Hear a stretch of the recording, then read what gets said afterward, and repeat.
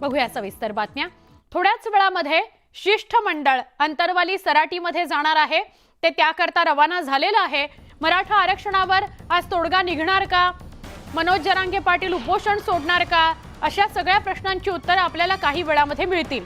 मात्र हे शिष्टमंडळ अंतरवाली सराटीकडे रवाना झालेलं आहे। मराठा आरक्षणाच्या मागणीकरता आंदोलन करणाऱ्या मनोज जरांगे पाटील यांच्या उपोषणाचा आजचा 9वा दिवस आहे। 6व्या दिवसानंतर त्यांनी पाणीही सोडलेलं आहे। दरम्यान सरकारचं शिष्टमंडळ अंतरवाली सराटीत पोहोचतंय।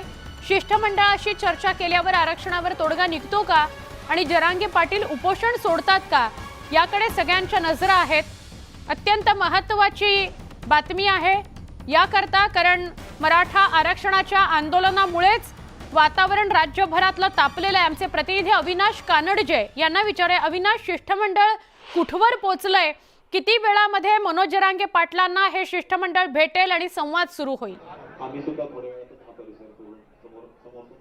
नक्कीच आपण जर बघितलं तर या ठिकाणी अत्यंत महत्त्वाची बातमी आता समोर येते की शिष्टमंडळाच्या अगोदर जी न्यायमूर्तीची समिती आहे, एक न्यायमूर्ती या ठिकाणी येत आहेत। त्या न्यायमूर्तीमध्ये जर आपण बघितलं तर 3 ते 4 न्यायमूर्ती या ठिकाणी आहेत।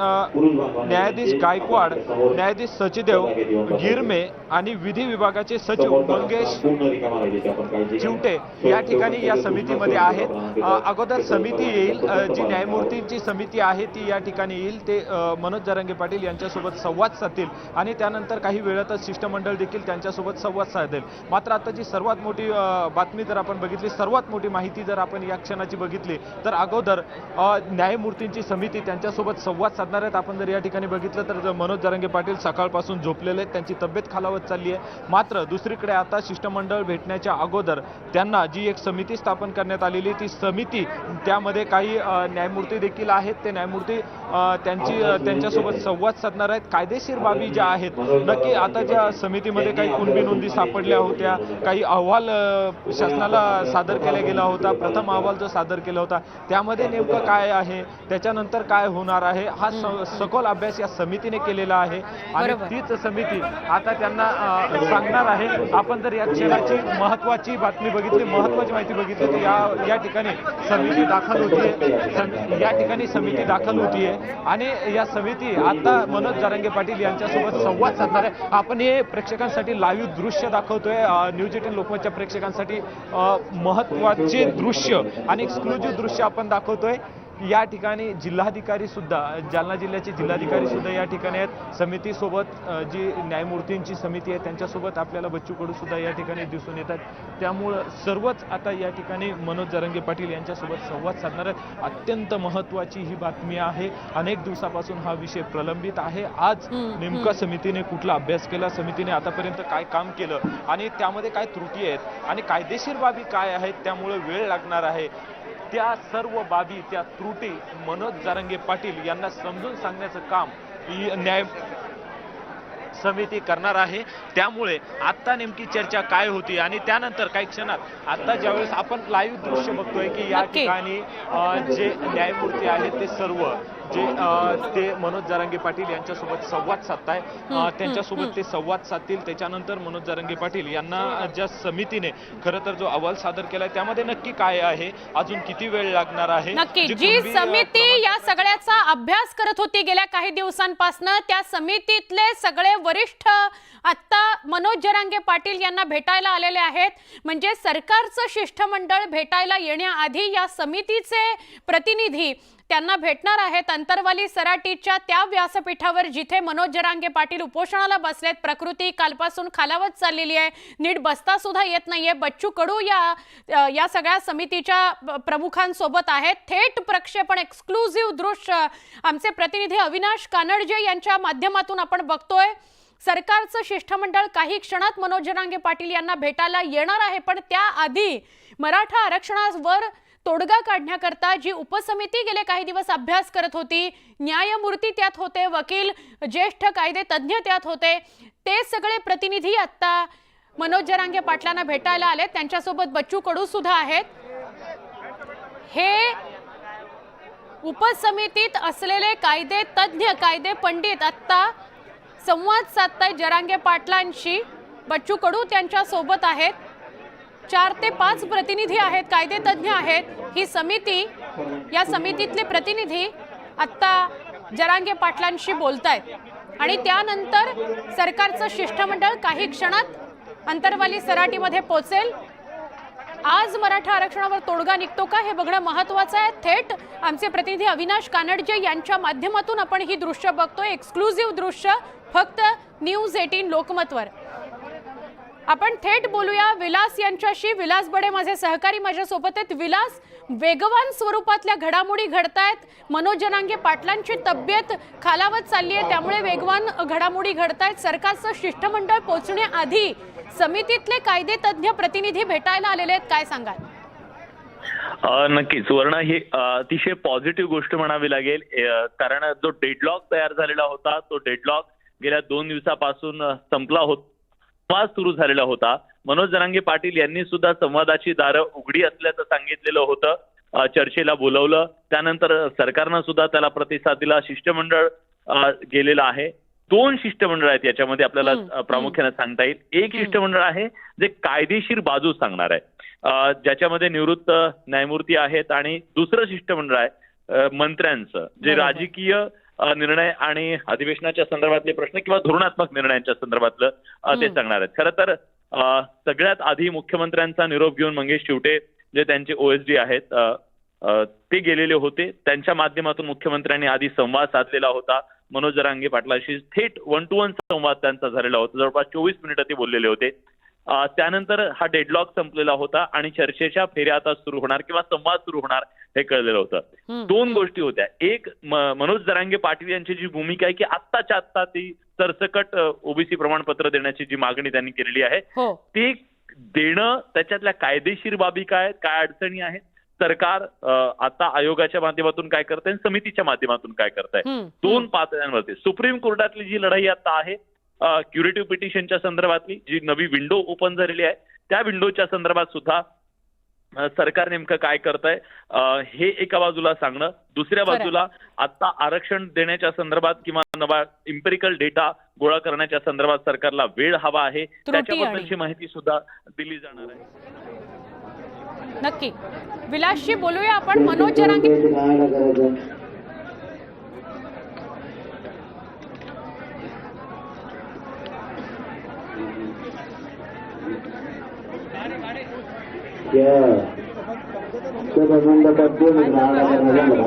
खाली थोडी बसणार आहे, वरती करा ना थोडस.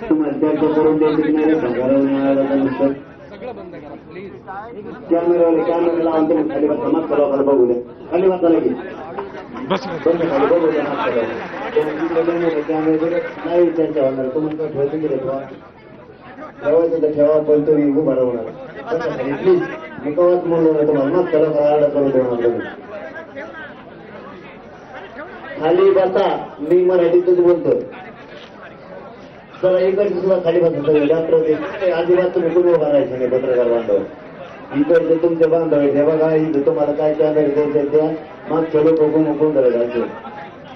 एक तर पोटात आग व्हायला लावली, मरणाची पाणी नाही काही नाही. चला तुम्ही इकडे घ्या, अलीकडे कॅमेरे तुमचे 2 जण तुम्ही. अरे भाऊ ते कॅमेरा तुम्ही उलटा केला वर काय बातम्या घेणार आहे.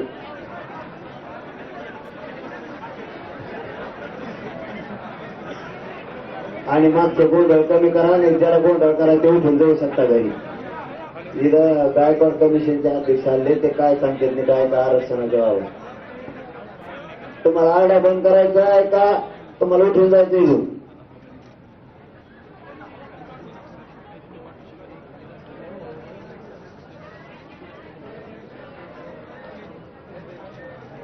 अरे तुम्ही मागे जेवढे उभं राहिले ना, एवढे स्वयंसेवक व्हायला पाहिजे.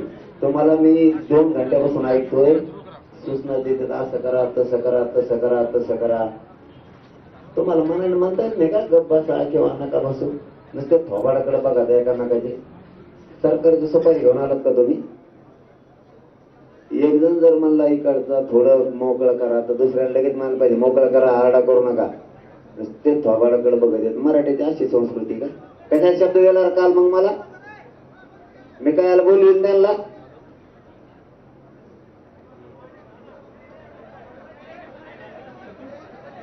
आता खाली बसून फिरून आडा नाही आला पाहिजे, मी लगेच चर्चा सुरुवात करणार आहे.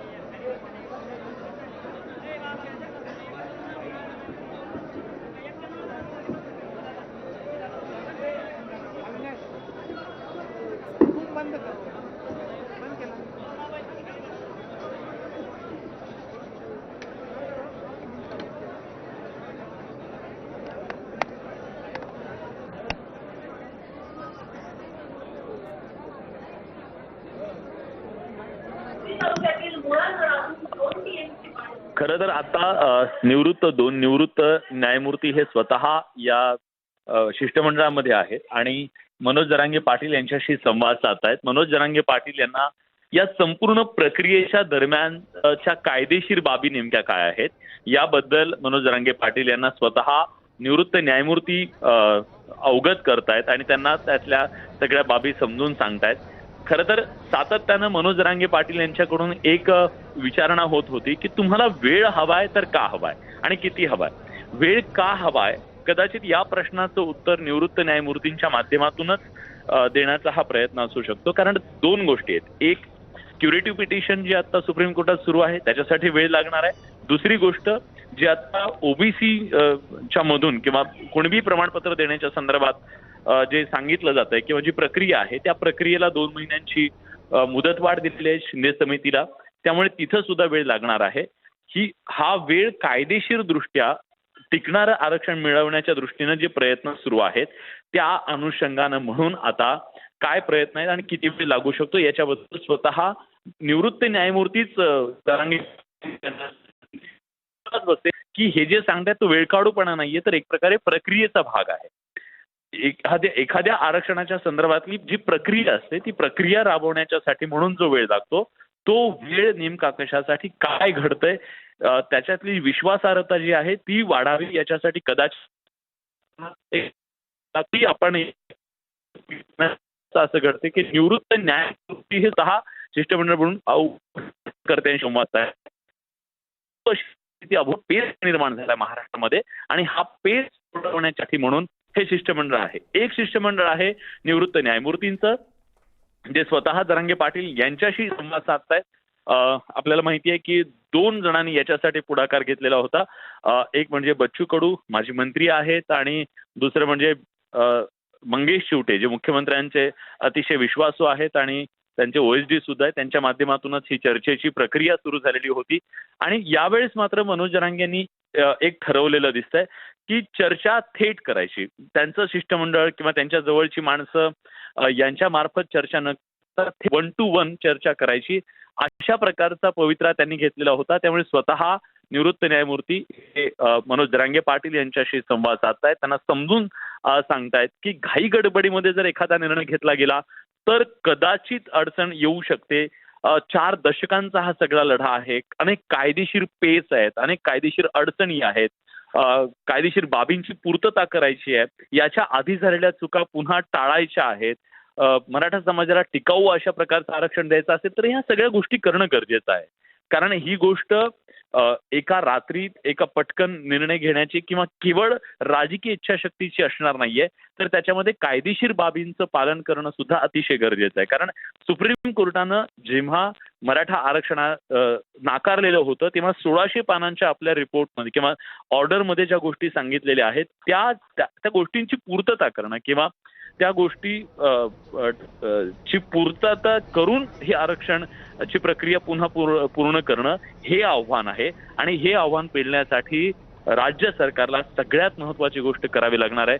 मराठा समाज हा मागास आहे हे सिद्ध करणं आणि हे सिद्ध करण्यासाठी वेळ हवाय आणि हा वेळ द्यावा. तो कसा असेल हे निवृत्त न्यायमूर्ती स्वतः सांगणार आहेत. एकतर आपण बघितलं की सरकारला या सगळ्या प्रक्रियेमध्ये मराठा आरक्षणासाठी सल्ला देण्यासाठी सुद्धा निवृत्त न्यायमूर्ती सातत्यानं प्रयत्न करतात. त्यांची वेगळी समिती स्थापन केलेली आहे. निवृत्त न्यायमूर्ती शिंदेच्या समितीकडून एका बाजूला कुणबी प्रमाणपत्र त्याबद्दलचे पुरावे गोळा करण्याचं काम सुरू आहे. दुसऱ्या बाजूला आयोग आहे, आयोगाच्या माध्यमातून काम सुरू आहे. क्युरेटिव्ह पिटिशन जी सुप्रीम कोर्टात आहे त्याच्याबद्दलचं काम सुरू आहे. स्वाभाविकपणे या सगळ्या गोष्टी करत असताना वेळ लागतोय आणि ह्या सगळ्या प्रक्रिया चं पालन करत प्रक्रिया पूर्ण करूनच कुठलाही सरकारला धोरणात्मक निर्णय घ्यावा लागू शकतो.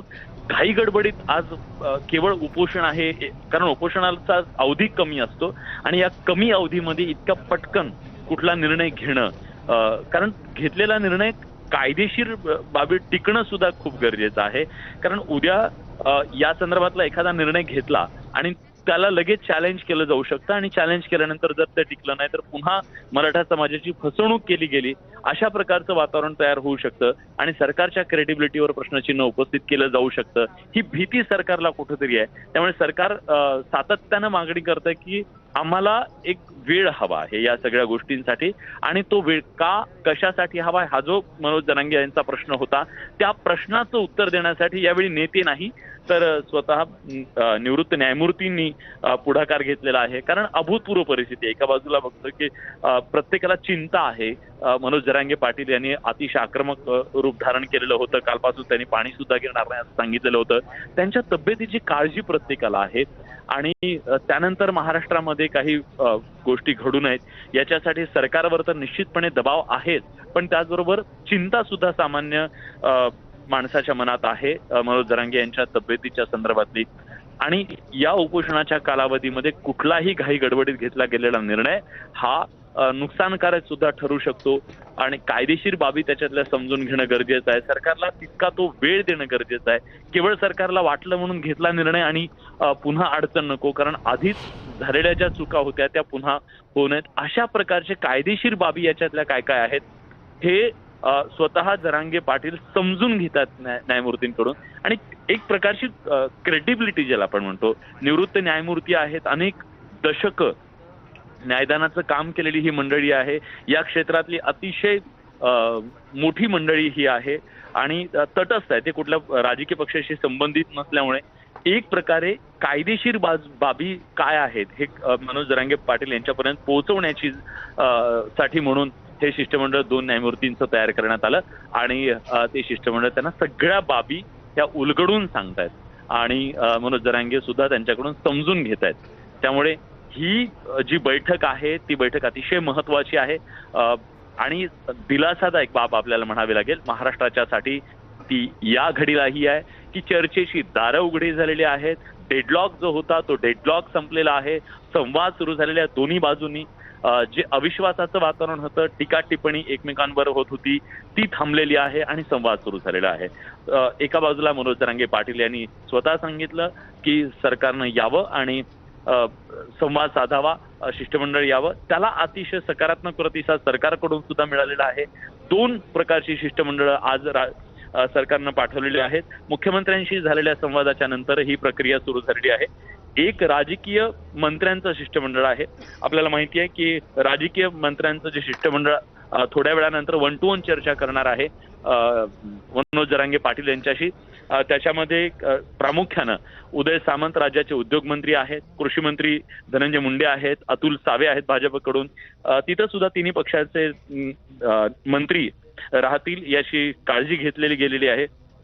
आणि या सगळ्यामध्ये एक दुवा म्हणून मनोज जरांगे पाटील आणि सरकार यांच्यामध्ये दुवा म्हणून सुद्धा मंगेश शिवटे यांनी पुढाकार घेतलेला होता आणि त्यांच्या माध्यमातून एक संवादाचं द्वार उघडं झालेलं होतं. आणि आता आपण बघतोय की एक शिष्टमंडळ जे कायदेशीर बाबींच्या संदर्भात सातत्यानं जो प्रश्न उपस्थित केला जात होता मनोज जरांगे पाटील यांच्याकडून की सरकार सातत्यानं वेळ का मागतंय आणि वेळ कशासाठी हवाय तुम्हाला, तुम्ही एका तासात सुद्धा देऊ शकता, पण इतकं सोपं ते का नाहीये, त्याच्यातल्या काय अडचणी आहेत आणि जर झटक्यात एखादा काही निर्णय घेतला गेला, आरक्षणासारखा निर्णय जो अतिशय कायदेशीर कसोट्यांवरती खरा उतरला पाहिजे, याच्या आधी दिलेलं आरक्षण सुप्रीम कोर्टात टिकू शकलेलं नाहीये. त्यामुळे ज्या चुका भूतकाळात झालेल्या आहेत त्या चुका टाळण्याच्या अनुषंगानं म्हणून काय प्रक्रिया राज्य सरकारकडून केली जातीये, काय अडचणी येत आहेत आणि भविष्यामधले कुठल्या गोष्टी करणं अतिशय गरजेचं आहे, या बाबी ह्या 2 निवृत्त न्यायमूर्तींकडून मनोज जरांगे पाटील यांना समजून सांगितल्या जात आहेत आणि मनोज जरांगे पाटील सुद्धा ते समजून घेत आहेत. त्यामुळे जो संवाद थांबलेला होता तो संवाद सुरू झालेला आहे. प्रत्येक जण आपापल्या बाबी जी मतं होती त्याच्यावरती ठाम होतं. आता मात्र तसं नाहीये. सरकारने सुद्धा एक पाऊल पुढे टाकलेलं आहे आणि मनोज जरांगे पाटील यांनी सुद्धा एक पाऊल पुढे टाकलेलं आहे. त्यामुळे 2 पावलं पडलेले आहेत या डेडलॉकमध्ये आणि डेडलॉक संपून ही प्रक्रिया कुठेतरी सुरू होण्याच्या संदर्भात किंवा हा जो तिढा आहे तो तिढा सुटण्याच्या संदर्भामध्ये आता पावलं उचलली जात आहेत. ही अतिशय सकारात्मक बाब आहे. कारण प्रत्येकाला चिंता आहे की एका बाजूला काही ठिकाणी आजपर्यंत अतिशय शांततेत 58 मोर्चे मराठा समाजाचे या आंदोलनामध्ये निघाले. जगभरात ज्याची चर्चा झाली, शांततेच्या माध्यमातून आंदोलन हे जगभरात पोहोचलेलं होतं. पण यावेळी मात्र कुठंतरी छोटंसं गालबोट हिंसेचं लागेल की काय अशी भीती निर्माण झाली आणि काही घटना सुद्धा तशा घडल्या. पण या पार्श्वभूमीवर हे होऊ नये याच्यासाठी दोन्ही बाजूनी सकारात्मक पावलं उचलणं गरजेचं होतं. सरकारनेही त्याला सकारात्मक प्रतिसाद देणं गरजेचं होतं. हे होताना दिसतंय. आता मराठा समाजाला टिकणारं आरक्षण देण्यासाठी ज्या ज्या गोष्टी कायदेशीर बाबी, कारण हा सगळा पेच केवळ राजकीय नाहीये, हा पेच केवळ राजकीय इच्छाशक्तीच्या बळावर सुटणार आहे असं नाहीये, तर त्याच्यामध्ये कायदेशीर खूप बाबी आहेत. आणि या सगळ्याच्या बद्दल आपण न्यूज 18 लोकमतच्या माध्यमातून असेल किंवा वेगवेगळ्या माध्यमांच्या माध्यमातून आपण सातत्यानं त्याच्याबद्दलची चर्चा घडवून आणलेली आहे की या डेडलॉकसाठी किंवा आरक्षणाच्या दिशेने पाऊल टाकण्यासाठी कायदेशीर बाबींची पूर्तता करणं हे अतिशय गरजेचं आहे. त्याच्याशिवाय ही सगळी प्रक्रिया पुढे जाऊ शकणार नाहीये आणि गेलं तर मराठा समाजासाठी किंवा आरक्षणाच्या ह्या सगळ्या अंतिम जो रिझल्ट आहे, जे आरक्षण टिकाऊ आरक्षण पाहिजे त्याच्यासाठी मात्र ते योग्य राहणार नाही. याच्यासाठी आताच ताक सुद्धा दूध पोळल्यानंतर आपण म्हणतो की ताक सुद्धा फुंकून प्यायलं जातं. अगदी तशाच प्रकारची रणनीती राज्य सरकारकडून अवलंबली जाते आणि आता जे आरक्षण दिलं जाईल ते सुप्रीम कोर्टात टिकणारं पाहिजे. 2 प्रकारच्या मागण्या सध्या प्रयत्न सुरू आहेत आणि मागणी सुद्धा आहे. मनोज जरांगे पाटील यांचं असं म्हणणं आहे की सरसकट कुणबी प्रमाणपत्र हे तुम्ही द्या. त्याच्यासाठी शिंदे समिती स्थापन करण्यात आलेली आहे. शिंदे समितीनं 15,000 इतकी प्रमाणपत्र इतके पुरावे त्यांना सापडलेले आहेत. त्या पुराव्यांच्या आधारे जर आपण एक प्रमाणपत्र एक पुरावा मिळाला तर एक पुराव्याच्या आधारे 40 त्या कुटुंबातल्या सगळ्यांना प्रमाणपत्र दिलं जाऊ शकतं. 15,000 गुणिले 40 असं जर गणित केलं तर लाखांमध्ये तो आकडा जातो.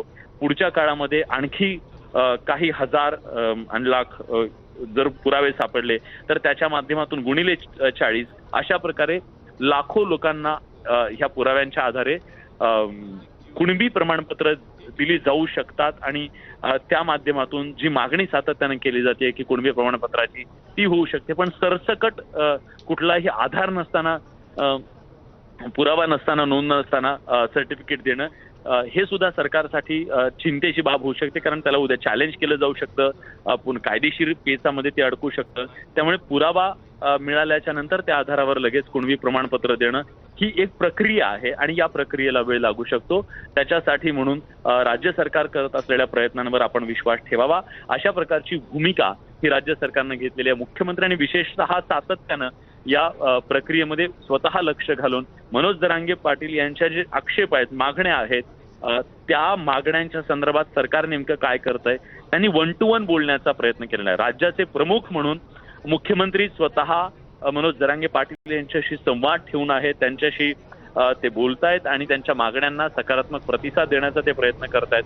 दोघांमधला संवाद सुरू झाल्याच्या नंतर आता या चर्चेच्या फेऱ्या सुरू झाल्यात असं म्हणावं लागेल.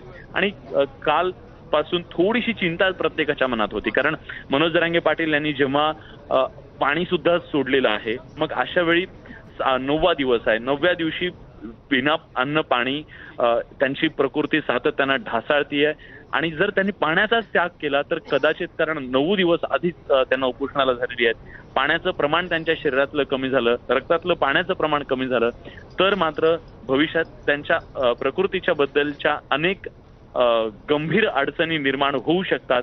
याची जाणीव सरकारला सुद्धा आहे. याची जाणीव मराठा समाजातल्या आंदोलकांना आणि त्याचबरोबर त्यांच्यावर प्रेम करणाऱ्या त्यांच्या समर्थकांना सुद्धा आहे. चिंता प्रत्येकाच्या मनात आहे, कारण हा डेडलॉक जास्त दिवस राहणं योग्य नव्हतं. पण सकारात्मक बाब ही आहे की हा डेडलॉक संपलेला आहे. चर्चेच्या फेऱ्या सुरू झालेल्या आहेत. जे कालपर्यंत आंदोलक मनोज जरांगे पाटील त्यांच्या आंदोलनाच्या भूमीतून अंतरवाली सराटीतून सरकारवर तोफगोळे डागत होते, सवाल उपस्थित करत होते आणि दुसऱ्या बाजूला सरकार मात्र त्यांची बाजू मांडत होतं. दोन्ही माध्यमांच्या समोर बोलत होते. प्रत्यक्ष मात्र त्यांच्या संवाद नव्हता. पण गेल्या 2 दिवसात परिस्थिती बदलली आहे. खरं तर ही चर्चेची फेरी सुरू झालेली आहे आणि हीच या घडीची सगळ्यात सकारात्मक बाजू म्हणावी लागेल. कारण लोकशाहीमध्ये कुठलीही मागणी असेल, कुठलंही आंदोलन असेल तर ते चर्चेशिवाय पुढे जाऊ शकत नाही. जर संवाद संपलेला असेल तर त्याच्यात मार्ग निघू शकत नाही. आपल्याला माहिती आहे की महाराष्ट्रात याच्या आधी काही आंदोलनं झाली होती. विशेषतः एसटी संप जो झाला होता 5 महिने तो संप चाललेला होता, कारण डेडलॉक होता, संवाद संपला होता. आंदोलकांमधला आणि सरकारमधला संवादच पूर्णपणे संपलेला होता. त्यामुळे तो डेडलॉक तयार झाला होता आणि तो डेडलॉक सोडवण्यासाठी दोन्ही बाजूनी प्रयत्न झाले नव्हते आणि त्यामुळे एक ते चिघळलं, अनेक लोकांचे जीव गेले. सांगण्याचं तात्पर्य की संवाद अतिशय महत्वाचा असतो लोकशाहीमध्ये आणि हा संवाद या आंदोलनामध्ये सुरू झालेला आहे. आणि हा संवाद कोण करतंय? पहिल्यांदाच कदाचित इतिहासामध्ये असं घडत असावं की निवृत्त न्यायमूर्ती हे स्वतः कायदेशीर बाजू समजून सांगण्यासाठी आंदोलकांपर्यंत पोहोचलेले आहेत. स्वाभाविक चिंता प्रत्येकाच्या मनात आहे की मनोज जरांगे पाटील जी भूमिका घेऊन आंदोलन करतायत, अतिशय प्रामाणिकपणे तत्वनिष्ठतेनं त्यांनी अतिशय आपल्या भूमिका मांडलेल्या आहेत, बाजू मांडलेली आहे आणि त्यांनी सांगितलेलं आहे की मराठा समाजाचं जे आरक्षणाची मागणी आहे त्या मागणीच्या संदर्भात वेळकाढूपणा चालणार नाही, मी अर्धा तास सुद्धा देणार नाहीये. पण खरंच जर गरजेचं असेल, योग्य असेल तर मी वेळ वाढवून द्यायला सुद्धा तयार. म्हणजे त्यांनी एक प्रकारे असं अडवून धरलेलं नाही, अडीलतटू भूमिका त्यांनी घेतलेली नाही. त्यांनी सुद्धा 2 पावलं पुढे यायची तयारी दाखवली. राज्य सरकारनं सुद्धा त्याला प्रतिसाद दिलेला आहे. म्हणून आता ही चर्चेची फेरी सुरू झालेली आहे. 2 चर्चेच्या फेऱ्या सुरू होणार आहेत सुवर्णा. एक चर्चेचं मूळ असणार आहे ते म्हणजे मनोज जरांगे पाटील आणि त्याचबरोबर आता जे निवृत्त न्यायमूर्ती आहेत यांच्यातली चर्चा झाली. त्याच्यातले काही मुद्दे समोर आल्यानंतर राजकीय नेत्यांची एंट्री, कारण शेवटी एखादा निर्णय जर घ्यायचा आहे तर तो निर्णय घेण्याच्यासाठी म्हणून मंत्र्यांचं म्हणजे सरकारचं अतिशय महत्वाचं योगदान त्याच्यामध्ये असतं. त्यांना तो निर्णय घ्यायचा असतो. कुठल्याही जो निर्णय घ्यायचा तो शेवटी सरकारला निर्णय घ्यायचा आहे. तो निर्णय घेण्याच्यासाठी म्हणून जबाबदार मंत्र्यांची एक शिष्टमंडळ बनवण्यात आलेलं आहे आणि ते शिष्टमंडळ मग वेगवेगळ्या मागण्यांच्या संदर्भात मनोज जरांगे पाटील यांच्याशी संवाद साधणार आहे. आपल्याला जी सूत्रांकडून माहिती मिळालेली आहे त्यानुसार या मंत्र्यांच्या आणि मनोज जरांगे पाटील यांच्या दरम्यान काही मुद्द्यांवर चर्चा होऊ शकते. मी ते मुद्दे आपल्याला सांगू इच्छितो. पहिला मुद्दा आहे तो म्हणजे अधिवेशन घ्यावं अशी पहिली मागणी होती मनोज जरांगे पाटील यांची. अधिवेशनाच्या संदर्भात मनोज जरांगे पाटील यांनी केलेल्या प्रश्नाबद्दल आता सरकारकडून काय नेमकं सांगितलं जातं, कारण हिवाळी अधिवेशन तोंडावर काही दिवसावरती आहे. अशा परिस्थितीत त्याबद्दल राज्य सरकारची काय भूमिका आहे ती सांगितली जाऊ शकते.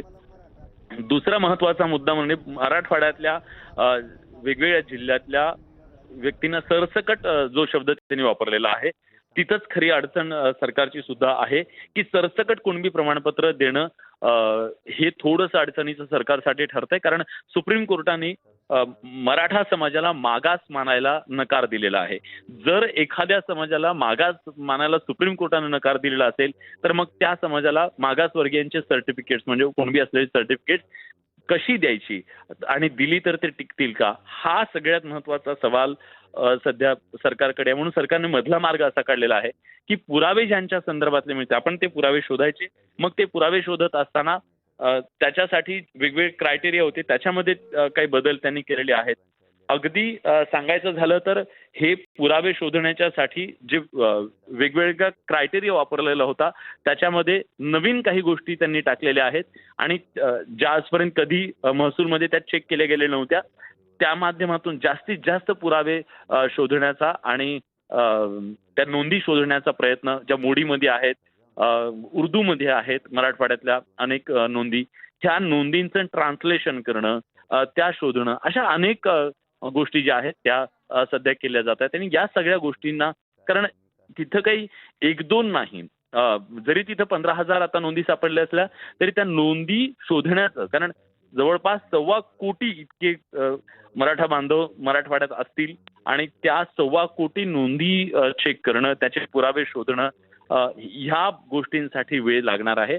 आणि जर प्राथमिक अहवाल राज्य सरकारनं स्वीकारलेला आहे असे 1, 2, 3, 4 अहवाल सुद्धा या समितीकडून येऊ शकतात आणि एका 2 महिन्याच्या याच्यामध्ये 15,000 मिळाले, आणखीन काही शोधल्यानंतर काय मिळाले, तर अशा प्रकारे समजा लाखभर जरी पुरावे मिळाले तर त्याच्या माध्यमातून लाखो लोकांना कुणबी प्रमाणपत्र देता येऊ शकतात. त्यामुळे वेळ हवाय आणि ही सगळी प्रक्रिया जी आहे त्या प्रक्रियेला वेळ लागू शकतो. ही सरकारची एक प्रकारची भूमिका आहे. आणि दुसऱ्या बाजूला मराठा समाजातल्या इतर भागातले जे मराठा समाज आहे, विशेषतः पश्चिम महाराष्ट्रातला आहे, कोकणातला आहे, त्यांना कुणबी प्रमाणपत्र नको आहे.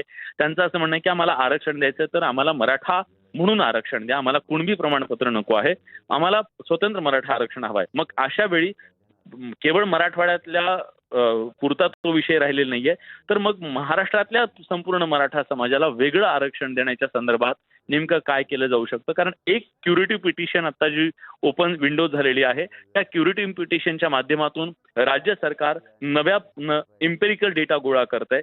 ज्या उणिवा आणि त्रुटी राहून गेलेल्या होत्या त्या त्रुटी दूर करण्याचा प्रयत्न राज्य सरकार करत आहे. नव्यानं जो आनंद निरगुडे यांचा आयोग आहे त्या आयोगाच्या माध्यमातून सुद्धा काम सुरू झाल्याचं राज्याच्या मुख्यमंत्र्यांनी सांगितलेलं होतं. या सगळ्या पार्श्वभूमीवरती मग त्यांना नवीन इम्पेरिकल डेटा जर गोळा करायचा असेल, नव्यानं इम्पेरिकल डेटा गोळा करायचा असेल तर त्याला वेळ लागू शकतो.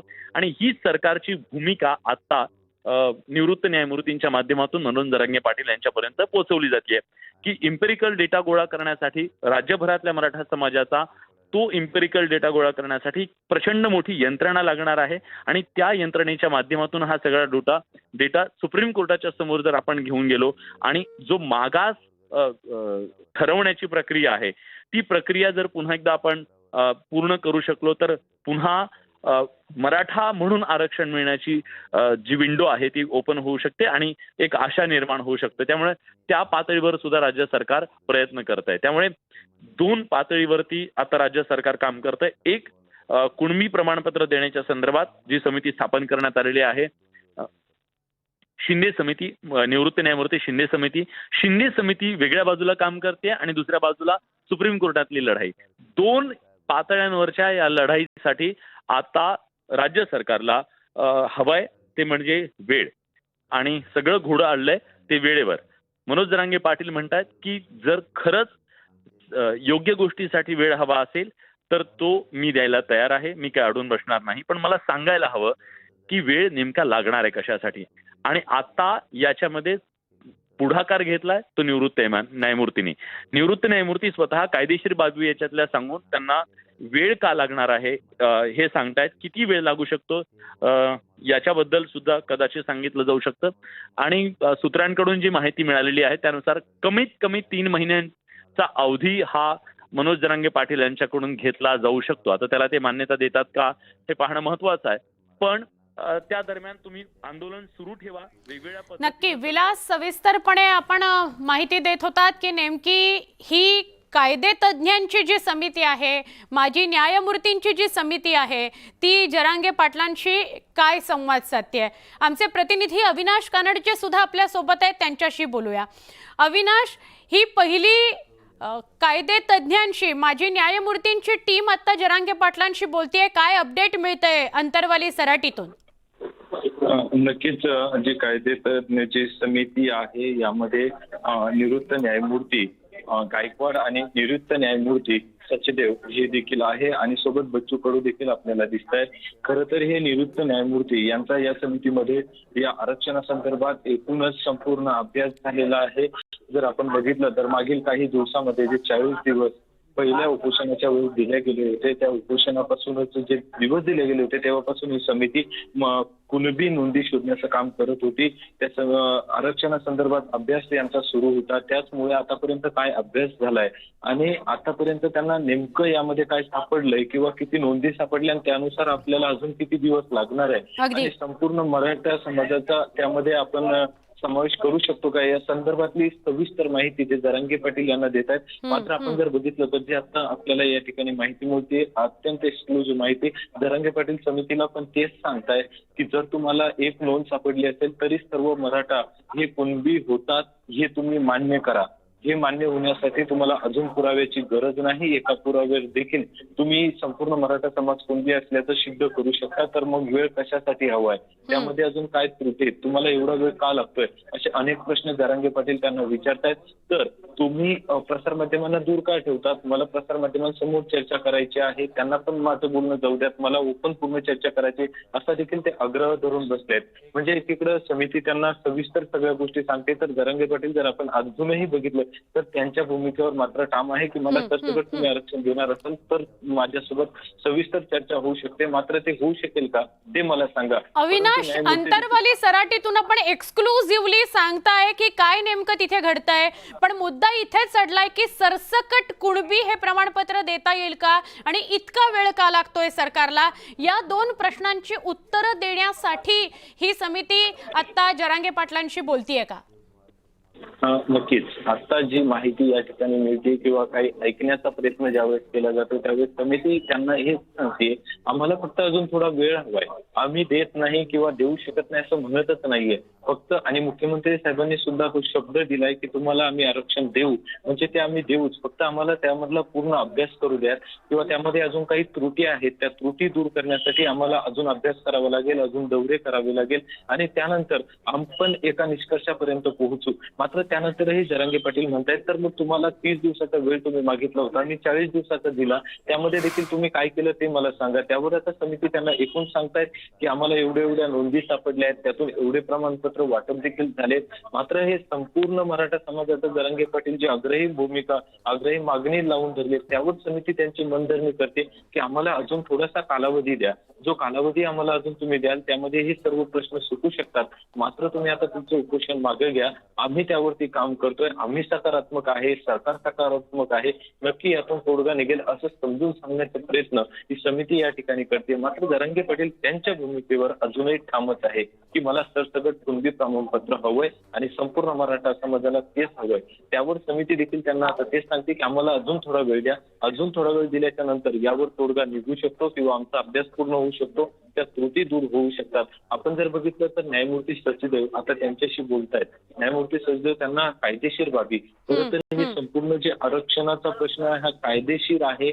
न्यायालयात सुद्धा हे सगळं प्रकरण सुरू आहे, त्या संदर्भातली देखील त्यांची चर्चा सुरू आहे की कायदेशीर बाबी सुद्धा यात तपासाव्या लागेल की आणि ज्यावेळेस न्यायमूर्ती गायकवाड त्यांना समजून सांगत होते की ज्यावेळेस आरक्षण दिलं गेलं किंवा न्यायालयात ते चॅलेंज झालं तसं परत होऊ नये किंवा आपल्याला ठोस आरक्षण आणि टिकणारं आरक्षण कसं देता येईल यासाठी आम्हाला वेळ हवाय, आम्हाला टिकणारं आरक्षण द्यायचंय आणि तो अभ्यास आम्ही करतोय, त्यासाठी आम्हाला तुम्ही थोडासा वेळ द्यावा अशीच विनवणी न्यायमूर्तीकडून केल्या जाते. जरांगे पाटील जेव्हा ऐकण्याच्या भूमिकेत नव्हते त्यावेळेस बच्चू कडू यांनी देखील मध्यस्थी केली की तुम्ही ते काय म्हणतात एकदा ऐकून घ्या आणि नंतर तुमचं काय मत आहे तेही सांगा. त्यावर आता जरांगे पाटील त्यांचं ऐकून घेत आहे आणि जरांगे पाटलाचं जर आपण बघितलं ना तर एक्सक्लुझिव्ह जर त्यांचे उद्गार बघितले, शब्द बघितले ते म्हणतात मला ओपन चर्चा करायची, न्यायमूर्ती असेल म्हणून काय सर्व समाजाला कळू देत आपण काय चर्चा करतो, यावर ते ठाम आहेत.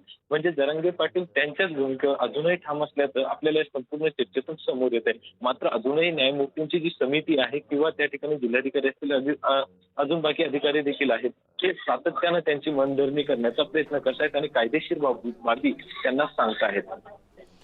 नक्की. आमचे प्रतिनिधी अविनाश कानड जे अंतरवाली सराटीमध्ये जिथे आत्ता ज्या व्यासपीठावर आत्ता मनोज जरांगे पाटील उपोषणाला बसलेत आणि हे शिष्टमंडळ कायदे तज्ज्ञांचं माजी न्यायमूर्तींचं शिष्टमंडळ जरांगेंशी बोलतंय की इतका वेळ का लागतोय, कायदेशीर बाबी आणि प्रक्रिया नेमकं काय आहे, त्रुटी काय आहेत, सरसकट प्रमाणपत्र देऊ शकत नाही का आणि जर देऊ शकतो तर कसं देऊ शकतो, अशा सगळ्या विषयांवर जरांगे पाटलांना कायदेशीर प्रक्रिया समजावून सांगितली जाते आहे.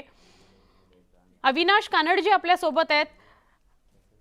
अविनाश, अजून सुद्धा जसं तुम्ही म्हणताय की मनोज जरांगे पाटील आपल्या भूमिकेवर ठाम आहेत, हे माजी न्यायमूर्तींचं शिष्टमंडळ त्यांना भेटलंय, त्यांना प्रक्रिया सांगतंय, का नेमका वेळ लागतोय, कशा कायदेशीर टप्प्यातून जावं लागतंय हे सांगतोय, त्याच्या संदर्भात काय बोलतायत जरांगे पाटील कळतंय का, ऐकू येतंय का?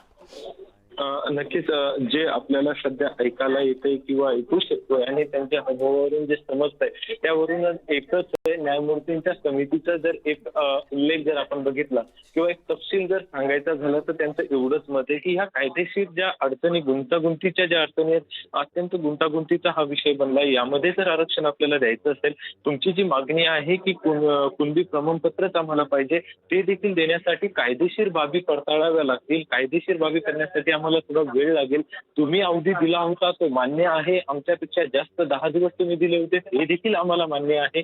मात्र त्यामध्ये आम्ही होईल तेवढ्या नोंदी शोधण्याचे काम केले, परंतु एवढ्या प्राचीन काळापासूनच्या ह्या सगळ्या नोंदी शोधायच्या आहे, त्यामुळे अजूनही वेळ लागतोय. आणि दुसरीकडे जर आपण आता महत्वाची जर बाब बघितली तर न्यायमूर्ती सचदेव त्यांना एक गोष्ट समजून सांगताय की कुठलीही गोष्ट करायची असेल तर त्यासाठी वेळ द्यावा लागेल आणि त्यासाठी संपूर्ण कायदेशीर बाबी आपल्याला तपासाव्या लागेल. मागच्या वेळेस जे झालंय ते परत होऊ नये ही काळजी आम्ही घेतोय, त्यामुळं आम्हाला हा वेळ लागतोय. तुम्हाला जर टिकणारं आरक्षण हवंच असेल अविनाश, आणि टिकणारं आरक्षण नक्की अविनाश, आपण अंतरवाली सराटीतून थेट माहिती देताय. आपल्याकडे मी येतेच, मात्र निमसे सर आता आपल्याबरोबर जोडले गेलेले आहेत. निमसे सर ज्यांनी मराठा आरक्षणासंदर्भातल्या समितीमध्ये जी समिती अभ्यास करत होती, मराठा आरक्षण कसं देता येईल, कशा पद्धतीने देता येईल या संदर्भात, तर ते त्यामध्ये होते आणि निमसे सरांशी या सगळ्या विषयी आपण सविस्तर बोलूया. निमसे सर, स्वागत आपलं. आपण बघतोय सर, अंतरवाली सराटीमध्ये थोडीशी विचित्र परिस्थिती निर्माण झाली आहे. जरांगे पाटील यांची तब्येत दिवसेंदिवस खालावते. त्यांना सरसकट कुणबी प्रमाणपत्र हवंय, आरक्षण हवंय. त्या माध्यमातून कसं बघता तुम्ही या सगळ्याकडे? मनोज जरांगे पाटील यांची जी मागणी आहे की मराठ्यांना आरक्षण पाहिजे, ही मागणी बहुसंख्य मराठ्यांची आहे. विशेषतः मराठवाड्यातल्या मराठ्यांची तीव्र आहे. कारण इतर भागामध्ये, उर्वरित महाराष्ट्रामध्ये काही प्रमाणात कुणबी सर्टिफिकेट मिळतं, परंतु मराठवाड्यात कुणबी सर्टिफिकेट न मिळाल्याने मोठ्या प्रमाणात त्या ठिकाणी अस्वस्थता आहे. आणि तरुणामध्ये अशी एक भावना आहे की आपण सर्व ठिकाणी आपल्याला डावलं जातं, म्हणून मोठ्या प्रमाणात त्यांना पाठिंबा मिळाला. त्यांना पाठिंबा मिळण्यामागे आणखी एक कारण म्हणजे जरांगे पाटलांचा प्रामाणिकपणा आणि निर्धार, यामुळे त्यांना पाठिंबा मिळाला. तर अडचण अशी आहे की जे गायकवाड आयोग जे होतं, त्यात ते गायकवाड स्वतः त्यांच्याशी बोलत आहे सध्या, त्याचा मी सदस्य आहे. आम्ही अत्यंत कष्ट करून अहवाल तयार केला. अहवालामध्ये आम्ही मराठा समाज सामाजिक आणि शैक्षणिकदृष्ट्या मागासला आहे हे सिद्ध केलं.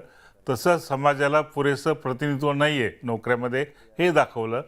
परंतु आपला मधला इतिहास माहिती आहे, राज्याने स्वीकारलं, हायकोर्टाने मान्य केलं वगैरे, परंतु सुप्रीम कोर्टाने ते नाकारलं. त्याला 2-3 जे कारणं आहेत. नंबर 1, मूळ याच्यावर त्यांनी आघात केला की मराठा समाज हा सामाजिक आणि शैक्षणिकदृष्ट्या मागासलेला नाही आणि त्यांना पुरेसं प्रतिनिधित्व आहे. म्हणजे 15(4) आणि 16(4)च्या ज्या तरतुदी आहेत त्यात लागू पडत नाही असं त्यांनी सांगितलं.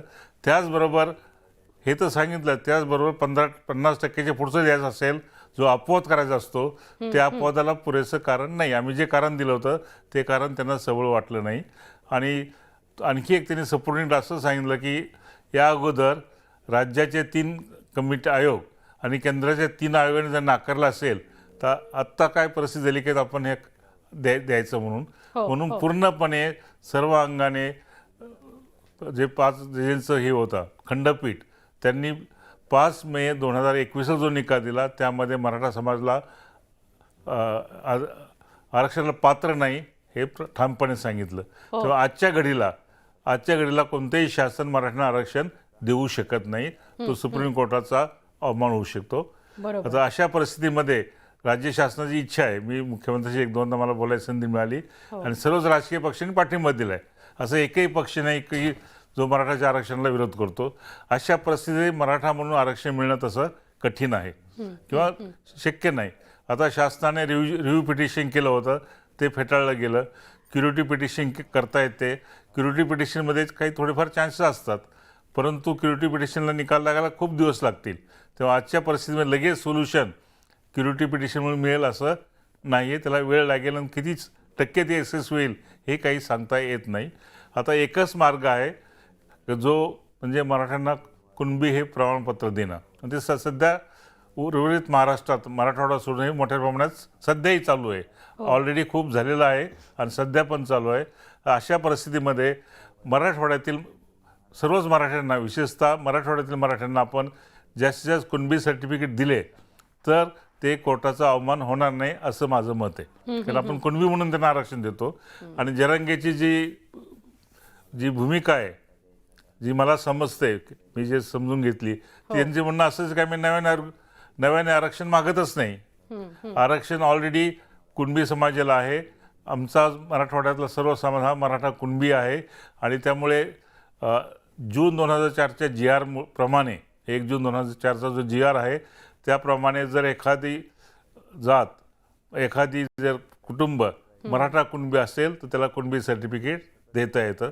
त्यामुळे आम्ही नव्याने आरक्षण मागतच नाही. मराठा कुणबी जे आहेत त्यांना मराठा द्या आणि आमच्याकडे सर्व द्या. आम्ही सर्व मराठा कुणबी असल्याने सरसकट सर्वांना द्या. हे सरसकट शब्द त्यातनं आलेला आहे. बरोबर.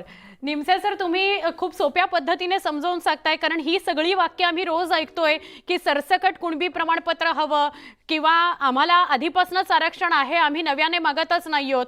तर आत्ता हे जे शिष्टमंडळ, हे जे समितीतले तज्ज्ञ आता त्यांना समजवायला गेलेले आहेत, ते नेमकं काय समजावून सांगतायत, काय नेमका हा संवाद आहे, याच्याविषयी थोडं आम्हाला अवगत कराल का? आता गायकवाड साहेब मला दिसत आहेत TV वर, ते त्यांच्यावर मी काम केलं आहे. तेही मराठवाड्यातले आहेत, नांदेड जिल्ह्यातले आहेत ते. आणि आमच्या दोघांचं ट्युनिंग चांगलं जमलं होतं. आता प्रश्न मी आधी म्हटल्याप्रमाणे सरसकटला थोडासा टेक्निकल अडचण आहे.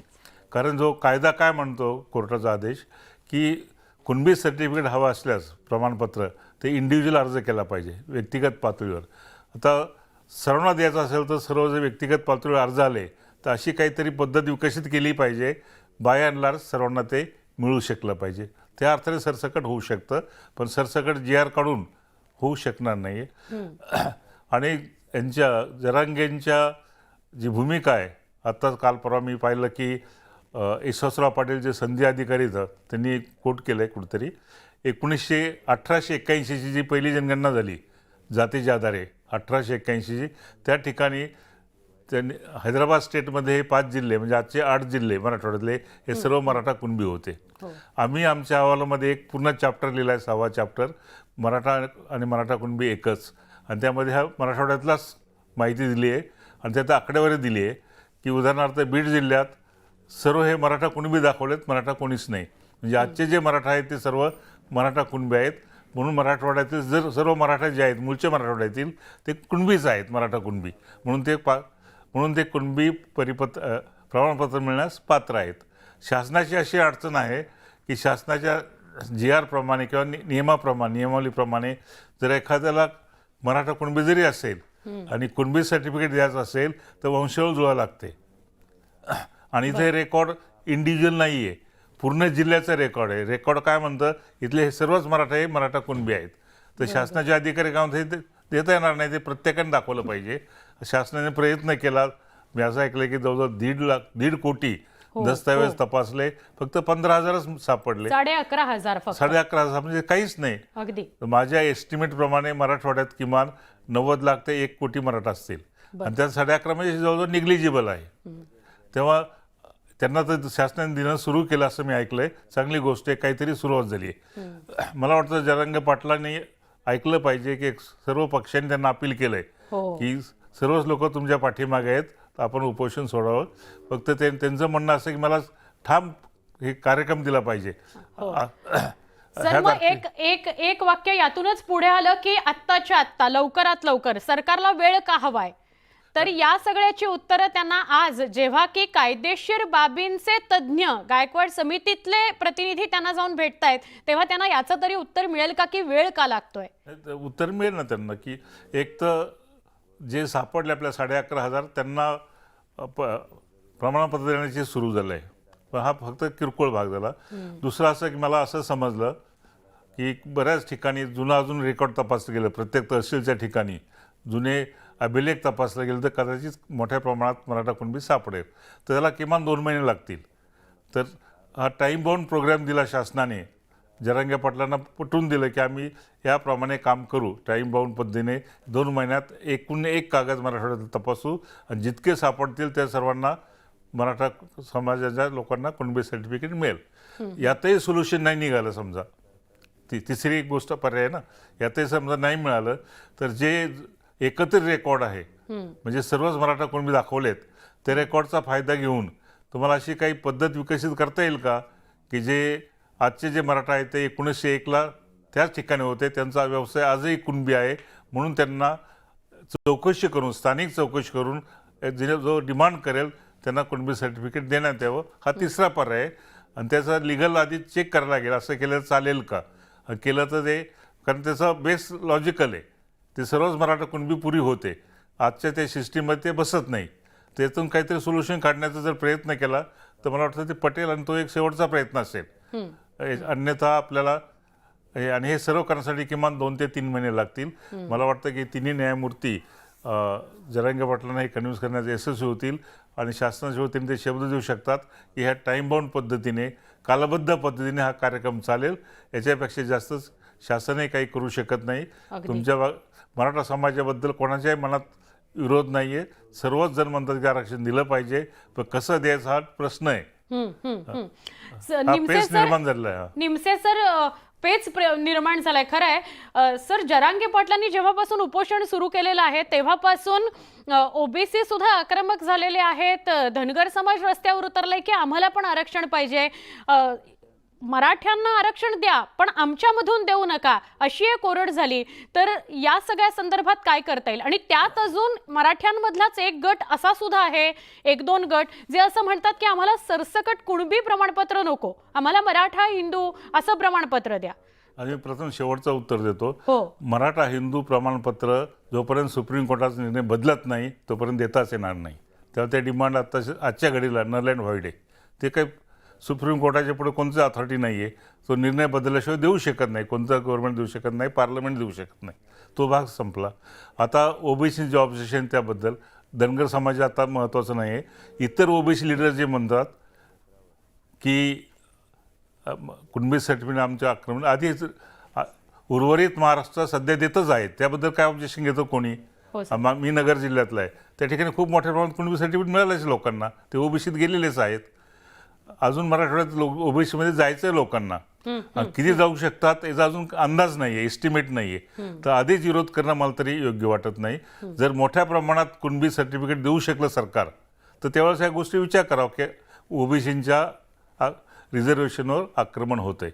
तेही करत असताना आपण याचा विचार केला पाहिजे, कारण सध्या ओबीसी करता 32% रिझर्वेशन आहे आणि साधारणपणे लोकसंख्येच्या 50% रिझर्वेशन असतं.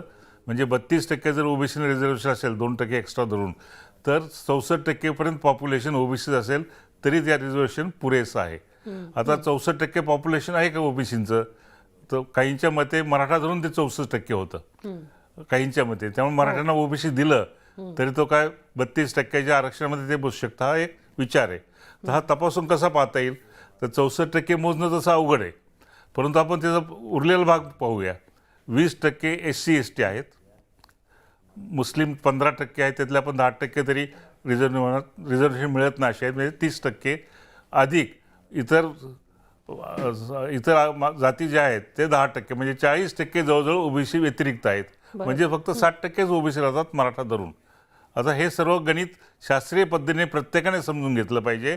आणि जर अतिक्रमण होत असेल ओबीसीच्या आरक्षणावर, म्हणजे लोकसंख्येच्या 50%पेक्षा कमी मिळत असेल तर ते आरक्षण वाढून घेतलं पाहिजे. पण तोपर्यंत तुम्ही आधीच विरोध करणं हे थोडंसं राजकीय वाटतं. हो हो सर. सर, ह्यातच एक उपप्रश्न होता की आता जरांगे पाटलांचं, म्हणजे ते आमच्याकडेही आले होते आणि संवाद साधत होतो, तर त्यांचं असं म्हणणं होतं की आम्ही ओबीसीमधून आम्हाला वेगळं आरक्षण नकोच आहे, आम्ही त्यात आधीपासून आहोतच, म्हणजे त्यातच. मी म्हटलं ना की त्यांचं जे म्हणणं आहे की विशेषतः मराठवाड्यातील, त्यांचं म्हणणं हे सर्व राज्यासाठी आहे, पण विशेषतः मराठवाड्यातील मराठा हा मराठा कुणबी आहे जनगणनेप्रमाणे, जुन्या ब्रिटिश रेकॉर्डप्रमाणे. आणि मराठा कुणबी हा कुणबी होतो आणि कुणबी ही जात 83 नंबरवर ओबीसीमध्ये टाकलेली आहे. तेव्हा आम्ही नवीन काही मागतच नाही, जे आहे तेच मागतो. काही हिस्टॉरिकल रिझनमुळे ते दिले गेले नाही, ते काही प्रमाणात मराठा समाजाचा दोष असेल, काही प्रमाणात शासनाचा दोष असेल, आत्तापर्यंत जे घडून आलं नाही ते फक्त मागतो आम्ही. हा त्यांची भूमिका बरोबर आहे जरांगे पाटलांची. हां. सर, आता अजून एक विषय असा आहे की केंद्राकडेच या सगळ्याचं उत्तर आहे. केंद्रच आरक्षणाची टक्केवारी वाढवून देऊ शकतं, त्यामुळे त्यांच्याकडूनच पाठपुरावा करून हे घडवून आणावं, असा सुद्धा एक मतप्रवाह आहे किंवा सांगणारा वर्ग आहे. कसं आहे की 50% ही फक्त इंदिरा साहनी केसमध्ये अट टाकली. आधी होतं, पण इंदिरा साहनी जर शिक्कामोर्तब केला आणि सांगितलं की एक्सेप्शन केसमध्ये, म्हणजे जो समाज मुख्य प्रवाहापासून दूर आहे, फार फ्लंग एरियाजमध्ये, त्यांना जर आरक्षण द्यायचं असेल आणि 50%मध्ये जागा नसेल तर तुम्ही ती लिमिट क्रॉस करू शकता. एक्सेप्शनल सिच्युएशन, एक्स्ट्रा ऑर्डिनरी केसेसमध्ये फक्त. आता सुप्रीम कोर्टाचं म्हणणं आहे की मराठ्यांचा हा मेन स्ट्रीममधला जात आहे, तेव्हा हे फार फ्लंग एरियातले नाहीत, यांच्यासाठी एक्सेप्शन करता येणार नाही. आता मला नाही वाटत की सेंट्रल गव्हर्नमेंट यामध्ये काही रोल प्ले करू शकेल, कारण हे घटनात्मक तरतुदी आहेत. घटनात्मक तरतुदीला तुम्ही ठराविक लिमिटपेक्षा जास्त हात लावू शकत नाही. हो. निमसे सर, मग आता एक मुद्दा असा उरतो की तुम्ही सगळे जो अभ्यास गट आहे किंवा समितीमधले नेमलेले जे कायदे तज्ज्ञ आहेत, माजी न्यायमूर्ती आहेत, या सगळ्यांना हा सुद्धा विचार करावा लागेल का, अभ्यास करताना हाही मुद्दा लक्षात घ्यावा लागेल का की कोणत्या, म्हणजे कुठल्या ओबीसींच्या का अजून कुठल्या प्रवर्गातून एक विशेष प्रवर्ग करून आरक्षण द्यायचं का, ते कसं द्यायचं, आणि मग मराठ्यांमधलेच हे जे वेगवेगळे गट आहेत त्यांचं म्हणणं सुद्धा तुम्हाला ऐकून घ्यावं लागेल का, जर सरसकट कुणबी हे प्रमाणपत्र त्या सगळ्यांना नको असेल तर? आता याचे 2 भाग करावे लागतील, लॉंग टर्म आणि शॉर्ट टर्म. ती शॉर्ट टर्म हा मनोज जरांगेच्या संदर्भात महत्त्वाचा आहे. लॉंग टर्म म्हणजे तुम्हाला मराठा म्हणून आरक्षण पाहिजे असेल तर क्युरिटी पिटिशनद्वारे आजचा निर्णय जो आहे सुप्रीम कोर्टाचा 5 मे 2021 तो बदलावा लागेल. आणि सर लॉंग टर्म प्रोसेस, ते हार्ड वर्क आहे, शासन ते करीत आहे. तो भाग वेगळा झाला. आणि मग आम्ही रिकमेंडेशन केलं होतं की 50%च्या पुढचं मराठ्यांना आरक्षण द्या, ते सुप्रीम कोर्टाने रिस्टोअर केलं पाहिजे. तो एक भाग झाला, मग तो स्वतंत्रपणे तुम्हाला 50%च्या पुढचं देता येईल. दुसरा भाग असा आहे की मराठा म्हणून जर मिळत नसेल, जोपर्यंत सुप्रीम कोर्ट बदलत नाही निर्णय, तर आपल्याला फक्त एकच दरवाजा उघडा आहे, तो म्हणजे कुणबी म्हणून. ज्यांना कुणबी म्हणून घ्यायचं नसेल त्यांनी घेऊ नये, पण ज्यांना कुणबी म्हणून घ्यायसाठी मराठा कुणबी जरी कुठे नोंद असेल त्याच्या आधारे तुम्हाला कुणबी म्हणून घेता येईल, आणि ती देण्याची व्यवस्था शासन करू शकतं. त्याच ठिकाणी सुप्रीम कोर्टची जजमेंट आडवी येत नाही. तर कुणबी हे कसं द्यायचं, ही प्रोसिजर कशी सोपी करायची, हा फक्त गोष्ट आहे. दुर्दैवाने मराठवाड्यात मराठा कुणबी हे पुरावे मिळत नाहीत. एकंदरीत आकडेवारी मिळते, म्हणजे याच्यावर शिक्कामोर्तब झालं की ते सगळे मराठा कुणबी आहेत, पण कम्युनिटी ॲज ए होल मराठा कुणबी आहेत, इंडिव्हिज्युअल हे रेकॉर्ड नाही आहे. तर मला वाटतं आपले न्यायमूर्ती साहेब पटवून देतील की हे याच्यातून तोडगा काढण्यासाठी वेळ लागेल. हे एकत्रित आकडेवारीवरनं इंडिव्हिज्युअल आकडेवारी कशी काढायची याला वेळ लागेल, एक दिवसाचं काम नाही आहे. तर मला वाटतं की ते त्यांना विनंती करतील की काही दिवस शासनाला वेळ दिला पाहिजे, आणि शासनाला वेळ जरांगे पाटलांनी द्यावा अशी व्यक्तिगत माझी सुद्धा इच्छा आहे. फक्त एकच केलं पाहिजे की हा टाईम बाउंड पद्धतीने दिला पाहिजे, आणि त्या टाईम टेबलला शासनाने चिकटून राहिलं पाहिजे. हो सर, आता हे अंतरवाली सराटीमध्ये हा जो संवाद सुरू आहे, तर तिथून काही गोष्टी समोर येतात. त्यात एक अशी बाब समोर आली की जरी 1.5 कोटी शोध तुम्ही कागदपत्रांचा घेतलेला असला आणि त्यातले 11,500च नोंदी जरी वर्षाच्या सापडलेल्या असल्या, कुणबी हे नाव असलेल्या किंवा कुणबी असा शिक्का असलेला, तरी देखील तुम्ही सरसकट सगळ्यांना कुणबी प्रमाणपत्र देऊ शकता. तर असं जरी मनोज जरांगे पाटील म्हणत असले तरी सरकार हे सहजी, म्हणजे सरकार म्हणून या सगळ्या गोष्टींकडे बघताना हे सहजी देऊ शकेल का? कसं आहे की एका अर्थाने सरसकट सर्वच मराठा कुणबी आहेत ते, म्हणजे प्लेन लेवलला मनोज जरांगेची भूमिका करेक्ट आहे की मराठवाड्यातील सर्व मराठा हे मराठा कुणबीच आहेत. पण लिगल फ्रेमवर्कमध्ये इंडिव्हिज्युअल सर्टिफिकेट द्यावं लागतं. कोर्टाचा निर्णय आहे की एखाद्याला कुणबी सर्टिफिकेट पाहिजे असेल तर त्यांनी तो इंडिव्हिज्युअल अर्ज करायचा, आणि इंडिव्हिज्युअल सगळ्यांनीच अर्ज केले तर आपोआप ते सरसकट होईल. पण ते करण्यासाठी तुम्हाला काहीतरी एक प्रोसिजर लेट डाऊन करायला लागेल. ती प्रोसिजर कोर्टात टिकेल, कारण त्यांचं दुसरी एक मागणी अशी की पाहिजे. जी नवी प्रोसिजर समजा डेव्हलप केली ती कोर्टात टिकेल अशा पद्धतीने करायला लागेल. दोन्ही पाहायला लागेल, कोर्टात तर टिकली पाहिजे आणि लोकांना सर्टिफिकेट मिळालं पाहिजे. हे घडून आणण्यासाठी शासनाला वेळ पाहिजे ना. जेव्हा तुम्ही या सगळ्यावर अभ्यास करत होता, तुम्ही म्हणालात की या समितीमध्ये गायकवाड सरांसोबत सुद्धा तुमचा चांगला रॅपो होता. अशा वेळेला तुम्ही आपापसात जेव्हा या अत्यंत महत्त्वाच्या विषयावर चर्चा करत होता, तेव्हा नव्यानं काय बाबी उलगडल्या? महाराष्ट्रामध्ये आत्ता जर मराठा आरक्षण या सगळ्यांना द्यायचं असेल, मराठ्यांना जर कुणबी प्रमाणपत्रासकट आरक्षण द्यायचं असेल, तर अभ्यास करताना काय काय नव्यानं बाबी सर उलगडल्या, ज्या तुम्ही आम्हाला सांगू शकाल? नाही, ठीक आहे. आम्हाला असं लक्षात आलं की एक असं सर्वसाधारण समज असा आहे की मराठा समाज हा सत्ताधारी आहे, पुढारलेला आहे. परंतु ठराविक 1% जर सोडलं, ज्यांच्याकडे सत्ता आहे ते ठराविक कुटुंब आहेत, आणि ते सोडलं तर बाकी समाजाची परिस्थिती सामाजिक आणि शैक्षणिकदृष्ट्या हे ओबीसी क्लासपेक्षाही वाईट किंवा त्यांच्या इतकी आहे.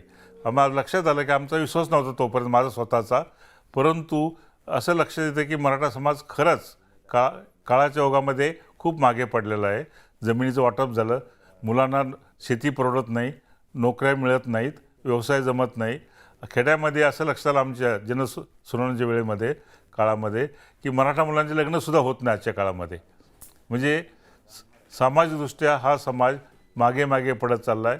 आणि राज्यातील सर्वात मोठा समाज जो 32% आहे, तो जर दुःखी असेल तर राज्याच्या दृष्टीने सुद्धा हिताचं नाही आहे. निमसे सर, पूर्ण महाराष्ट्रभरासाठी या विषयाकडे बघताना फक्त मराठवाड्यापुरतं सरसकट कुणबी प्रमाणपत्र देणं शक्य आहे का? ते सरकारला आणि या समितीतल्या सगळ्या प्रतिनिधींना कायदेशीर पातळीवर उतरवताना सुद्धा शक्य आहे का? आता त्यात स्लेश येतं की कोणतीही पॉलिसी जर तुम्हाला राबवायची असेल त्याचं पूर्ण महाराष्ट्रासाठी एकच पाहिजे. तथापि आज जे रेकॉर्ड सापडलं आहे ते फक्त मराठवाड्यापुरतं आहे, आणि त्या रेकॉर्डप्रमाणे गव्हर्नमेंटच्या 1909च्या गॅझेटियरप्रमाणे मराठवाड्यातील सर्व मराठा कुणबी होते. ते रेकॉर्ड तसं तेवढं सांगतं मराठवाड्यापुरतं, पण तेवढा आधार आपण वेगळा घेऊ शकतो. म्हणजे जरांगे पाटलांचं हे उपोषण आंदोलन किंवा त्यांना समजावणं की तुम्ही उपोषण सोडा अट्टा, कारण त्यांची प्रकृती खालावतीये, तर मराठवाड्यातल्या सगळ्या मराठ्यांना कुणबी प्रमाणपत्र द्यायचं आणि मग त्यांना आरक्षण लागू करायचं, हे तरी शक्य आहे का आत्ताच्या घडीला? मी आधी म्हटल्याप्रमाणे तुम्हाला प्रत्येकाचा व्यक्तिगत अर्ज आला पाहिजे, आणि व्यक्तिगत अर्जात त्यांनी पुरावे सादर केले पाहिजे. आता पुरावे तर मिळत नाही, मग एक जनरल पुरावा फक्त आहे की इथले जे मराठा आहेत ते मराठा कुणबी एकेकाळी सर्व मराठा कुणबी होते. ह्या गोष्टीचा फायदा कसा घ्यायचा यासाठी शासनाला नवी पद्धती विकसित करावी लागेल. नेहमी असं उदाहरण दिलं जातं, उदाहरणार्थ मुस्लिम समाजामध्ये ओबीसीचं आरक्षण आहे, पण ते त्यांच्या व्यवसायावरून मिळतं. इस्लाममध्ये जात नाही आहे, जातीची नोंद कुठंच नसते. तथापि हे विणकरी असतील, तांबोळी असतील, काही जातींना त्यांच्या व्यवसायामुळं आरक्षण मिळतं. तिथं कुठं वंशावळ पाहिली जाते, तिथं फक्त एकच पाहिलं जातं की त्याचा तो व्यवसाय आहे का, आणि ते स्थानिक कमिटी नेमून स्थानिक चौकशी करून ते असं ट्रेन केलं जातं, निश्चित करण्यात येतं की ज्यांनी अर्ज केला आहे तो त्याचा व्यवसाय हा परंपरेने तो आहे, आणि तो व्यवसाय परंपरेने असल्यामुळे तो ओबीसीमध्ये जाऊ शकतो. असंच काही कुणबी हा व्यवसाय आहे एक मान्य करून, त्याचा परंपरेने कुणबी व्यवसाय आहे, पूर्वीपासून तो मराठवाड्यात त्या भागात राहतो. ज्यावेळेस 1901ची जनगणना झाली त्यावेळेसही त्यांचे पूर्वज त्याच ठिकाणी होते. म्हणजेच जे मराठा कुणबी म्हणून ज्यावेळेस रेकॉर्ड झालं तेव्हा याचे पूर्वज तिथेच होते. असं काहीतरी तुम्हाला मी फक्त सर्वसाधारणपणे सांगितलं. अशी एक काहीतरी कॉन्क्रीट पद्धती विकसित करावी लागेल, आणि त्या पद्धती विकसित करून जो कोणी अर्ज करेल त्यांना आपल्याला सर्टिफिकेट द्यावं लागेल. निमसे सर, पण मग आता मराठवाड्या व्यतिरिक्त उर्वरित महाराष्ट्रातून जर यावर प्रश्न उपस्थित झाले, कोर्टामध्ये काही लोक जातात आणि याविषयी प्रश्न उपस्थित करतात, तर ही आव्हानात्मक बाब ठरू शकते का सरकारसाठी सुद्धा? काय की मी आधी म्हटल्याप्रमाणे आपण कसला आधार घेतो, 1901ची जनगणना की जी 1909च्या इम्पिरियल गॅजेटमध्ये आलेली आहे. तसं रेकॉर्ड जर पश्चिम महाराष्ट्र असेल त्यावेळेस बॉम्बे स्टेट होतं तर तिकडे लागू पडेल. जर रेकॉर्ड नसेल तर लागू पडणार नाही. पण सुदैवाने उर्वरित महाराष्ट्रामध्ये मोठ्या प्रमाणात कुणबी हा पुरावा सापडतो, आणि ज्यांना कुणबी व्हायचे बाय अँड लार्ज त्यांनी कुणबी सर्टिफिकेट मिळू शकतं. त्यामुळे मला वाटत नाही की काही तणाव निर्माण होईल. हा तणाव का झाला की मराठवाड्यात प्रॅक्टिकली कोणालाच कुणबी सर्टिफिकेट मिळत नाहीये. नाहीये. आणि त्याचा कॉन्ट्रास्ट असा की एका रेकॉर्डमध्ये सर्वच मराठा कुणबी आहेत आणि प्रत्यक्षात कोणालाच मिळत नाही. त्यामुळे हा कॉन्ट्रास्ट तयार झाला. हो सर, आता तुम्ही इतके महिने यावर काम केलेलं आहे म्हणून एक थोडासा ब्रीफ करावं, म्हणजे आम्हाला समजून घेण्याकरता एक प्रश्न विचारते की आरक्षणासंदर्भात अभ्यास करताना आणि याविषयी अधिक नोंदी शोधताना तुम्हाला काय वाटलं की महाराष्ट्रातल्या आरक्षण पद्धतीकडे बघताना काय अडचणी येत आहेत? आत्ताच आरक्षणाची भावना तीव्र का झाली? एक तर नोकऱ्यांचं शॉर्टेज आल्यामुळे आणि शेती परवडणारी नाहीये आणि मराठा समाज हा प्रामुख्याने शेतीवर अवलंबून असल्यामुळे तो जागा झाला. आणि महत्त्वाचं म्हणजे मराठा समाजातील तरुणांना ज्यावेळेस आम्ही त्यांच्याशी व्यक्तिगत बोलतो तेव्हा असं जाणवतं, त्यांना वाटतं की आपल्यापेक्षा गुणवत्ता कमी असणारे, आपल्यापेक्षा परिस्थिती चांगले असणारे मुलांना संधी मिळते, आम्हालाच मिळत नाही. हा आमच्यावर एक प्रकारे अन्याय आहे. आणि ते हे पाहतात की बहुसंख्य राज्यकर्ते मराठा आहेत, बहुसंख्य राज्यकर्ते मराठा असूनही आम्हाला मात्र मराठा म्हणून अन्याय होतो. त्यामुळे ते मुलं हे संतापलेले आहेत. आणि एक अलीकडच्या काळामध्ये ही भावना तीव्र होण्याचं कारण म्हणजे सध्याच्या काळामध्ये विशेषतः शैक्षणिक फी वाढल्याने आणि बहुसंख्य एज्युकेशन व्यावसायिक कोर्स हे खाजगीकरणात गेलेत आणि त्या ठिकाणची फी खूप असते. एक कोर्साचं मी नाव देऊ एका कोर्सचं उदाहरण देतो. एखाद्या कोर्सला 1.5 लाख फी आहे खुल्या वर्गातील लोकांना, ओपनच्या वर्गाला. ती ओबीसीला फक्त 75,000 असते, SC STला फक्त 3,000 असते. कित्येक वेळा SC STचा कॅन्डिडेट हा गुणवत्तेने कमी असू शकतो, परिस्थितीने खूप चांगला असू शकतो, परंतु ओपनचा जो मुलगा आहे त्याला 1.5 लाख फी भरायला लागते गुणवत्ता चांगली असूनही. हा जो कॉन्ट्रास्ट समाजामध्ये झाला आहे त्याचासुद्धा परिणाम मुलांच्या मानसिकतेवर झाला आहे. याला एक शासन हे करू शकतं की मोठ्या प्रमाणात तुम्ही फी सवलती दिल्या आणि हा गॅप जो आहे सवलत मिळणाऱ्या मुलांचा आणि ज्यांना मिळत नाही हा मिनिमाइज जर केला तर काही प्रमाणात असंतोष कमी होईल. निश्चितच. आणि न्यूज 18 लोकमतच्या प्रेक्षकांसाठी हे सांगणं अतिशय गरजेचं आहे की आत्ता आंतरवाली सराटीमध्ये एक शिष्टमंडळ, निवृत्त न्यायमूर्तींचं शिष्टमंडळ हे मनोज जरांगे पाटील यांच्याशी संवाद साधत आहे. मुख्यमंत्र्यांच्या चर्चेच्या नंतर हा जो डेडलॉक होता तो अखेर संपलेला आहे. आणि ज्या मराठा समाजाला मागास आयोग, गायकवाड आयोग जो होता त्या आयोगानं त्यांना मागास ठरवलेलं होतं, त्या आयोगाचे अध्यक्ष गायकवाड सर स्वतः मनोज जरांगे पाटील यांच्याशी संवाद साधतायत आणि त्यांना सांगतायत कायदेशीर बाबी याच्यातल्या नेमक्या काय आहेत, सरकार नेमके काय प्रयत्न करत आहे. कारण राजकीय नेत्यांना पहिल्या फेरीत तरी बाजूला ठेवलेलं दिसतंय आणि तटस्थपणे ज्यांनी आतापर्यंत याचा प्रचंड अभ्यास केलेला आहे अशा न्यायमूर्तींना त्यांनी राज्य सरकारनं पहिल्यांदाच त्यांना समोर आणून वस्तुस्थिती काय आहे ती समजून सांगण्याचा प्रयत्न केला. अविनाश कानडजी आपले प्रतिनिधी आता आपल्या सोबत आहेत. आपण थेट अविनाशकडे जाऊया. अविनाश, आतापर्यंतची जी चर्चा झालेली आहे त्या चर्चेतून काय समोर आलेलं आहे? मनोज जरांगे पाटील काही महत्त्वाचे मुद्दे सांगतायत आणि मंगेश चिवटे ते नोंद करतायत. काय नेमके त्यांनी मुद्दे सांगितलेले आहेत? नक्कीच. आपण जर बघितलं ना आता या क्षणाला निवृत्त न्यायमूर्ती काही महत्वाचे कागदपत्र मनोज जरांगे पाटील यांना दाखवले आणि ज्यावेळी न्यायमूर्तींनी हे कागदपत्र दाखवले त्यावेळेस आमचा समाज मागास आहे असंच जरांगे पाटील यांनी परत त्यांना एकदा सांगितलं. त्यावर न्यायमूर्ती यांनी सांगितलं पण समाज मागास आहे हे कायदेशीर दृष्ट्या जर सिद्ध करावंच लागेल आणि ते जर करायचं असेल तर त्याच्यासाठी वेळ द्यावा लागेल आणि आरक्षण टिकेल तरच ते आरक्षण टिकेल असं न्यायमूर्तीचं स्पष्ट मत आहे.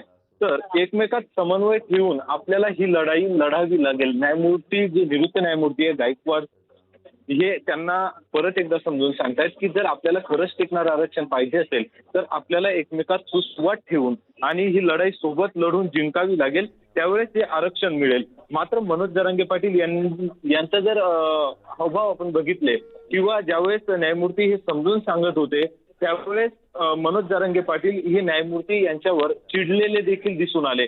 बाकींच्या जातींना आरक्षण मग आम्हालाच का नाही, आरक्षणाच्या फक्त नोंदी आम्हालाच का आणि फक्त पुरावे आम्हालाच का द्यावे लागतील असं मनोज जरांगे पाटील यांनी स्पष्ट शब्दात न्यायमूर्ती यांना विचारणा केली.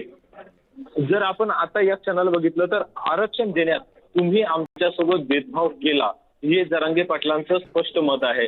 जर मराठा समाजाला आणि तुम्ही आताही जो दौरे करतायत किंवा जे पाहणी करतायत, जी संपूर्ण मराठवाड्यात तुम्ही पाहणी केली, नोंदी शोधल्या, या नोंदी फक्त तुम्ही मराठवाड्यातच का शोधल्या? मी संपूर्ण महाराष्ट्राच्या मराठा समाजाचं हित बघतोय, संपूर्ण महाराष्ट्राच्या समाजाचं मी आरक्षण मागतोय, तुम्ही फक्त मराठवाड्यातलं का धरून बसलायत? अशी जरांगे पाटील यांनी चिडून त्यांच्याकडे मागणी केली. ते चिडलेले सुद्धा या ठिकाणी दिसून आले. तर आम्हाला या आरक्षणामध्ये भेदभाव नको, जसं बाकीच्या जातींना तुम्ही आरक्षण दिलं तसंच आम्हाला सुद्धा आरक्षण द्यावं, असं त्यांचं स्पष्ट मत आहे. तुम्ही 11 जातींना आरक्षण दिलं असे पुरावे नसताना, मनोज जरांगे पाटलांचं जर एक वक्तव्य आपण बघितलं तर ते खूप महत्वाचं आहे की तुम्ही 11 जातींना पुरावे नसताना ते आरक्षण दिलंय, मग आम्हाला पुरावे शोधूनच का आरक्षण, आम्हाला का तसं तुम्ही आरक्षण देऊ शकत नाही? ही अत्यंत महत्वाची भूमिका जरांगे पाटील यांनी न्यायमूर्तीकडे केली. मात्र यावर आता न्यायमूर्तींनी जे मंगेश चिवटे या ठिकाणी आलेले त्यांच्यासोबत आहेत, मुख्यमंत्र्यांचे अतिशय निकटवर्ती आहे, त्यांनी हे संपूर्ण मुद्दे जे जरांगे पाटील संपूर्ण मुद्दे मांडतायत किंवा जरांगे पाटील त्यांना जे काही सूचना करतायत त्या सूचना या ठिकाणी नोट करत असल्याचं आपल्याला दिसून येतंय. अर्धवट आरक्षण आम्हाला नको. जरांगे पाटील आता पुन्हा एकदा त्यांच्या भूमिकेवर या ठिकाणी ठाम दिसतात. जर आपण बघितलं तर गायकवाड सर त्यांच्याकडे बोलण्याचा प्रयत्न करतायत, त्यांना सांगताय की मला थोडासा वेळ द्या. मात्र जरांगे पाटील पुन्हा एकदा त्यांचा तोच मुद्दा त्यांनी समोर केला की अर्धवट आरक्षण आम्हाला नको, आम्हाला पाहिजे तर ते सरसकट आरक्षण. सरकारने नेमलेली समिती फक्त मराठवाड्यातच काम करते, की पूर्ण महाराष्ट्रात का नाही? आता या समितीने महाराष्ट्रात काम केलं पाहिजे किंवा या समितीने महाराष्ट्रातल्या सुद्धा नोंदी शोधायला पाहिजे, जेणेकरून संपूर्ण मराठा समाजाचा हा प्रश्न दूर होईल, अशी जरांगे पाटील यांची मुख्य मागणी आहे. नक्कीच अविनाश, तुम्ही त्याच्यावरती एक कान देऊन राहाच, कारण ही चर्चा माध्यमांच्या समोर होती आणि पहिल्यांदाच कदाचित असं होत असावं की आंदोलक आणि सरकारचं शिष्टमंडळ यांची ही चर्चा संपूर्ण महाराष्ट्राच्या समोर होतीये आणि त्यातले सगळे मुद्दे सुद्धा महाराष्ट्राच्या समोर येत आहेत. आणि न्यूज 18 लोकमतवर या सगळ्याचं विश्लेषण करण्यासाठी, यातल्या सगळ्या खाचखळगे समजून घेण्यासाठी या गायकवाड समितीचे सदस्य असणारे विचारवंत, अभ्यासक आणि त्याचबरोबर आपण माजी कुलगुरू निमसे सरांकडून हे सगळं समजून घेतोय. निमसे सर, हे जे चित्र आता स्क्रीनवर दिसतंय, महाराष्ट्रातला कोट्यवधी समाज हा सगळं बघतोय, म्हणजे केवळ मराठा समाज नाही, महाराष्ट्रातला सगळा जनता ही सगळं बघतीये न्यूज चॅनलवरच्या माध्यमातून, या स्क्रीनच्या माध्यमातून, की या सगळ्या तिढ्यावरती नेमका काय तोडगा निघतोय आणि काय नेमकी चर्चा सुरू आहे. तुम्हाला काय वाटतं, आतापर्यंत जी चर्चेची फेरी झाली, ज्या चर्चेचे मुद्दे वेगवेगळे समोर आलेले आहेत, ही चर्चा सकारात्मक दिशेनं जाते असं तुम्हाला वाटतंय? काही प्रमाणात सकारात्मक दिशेने चाललेली आहे. गायकवाड साहेब बोलत आहे त्यांच्याशी.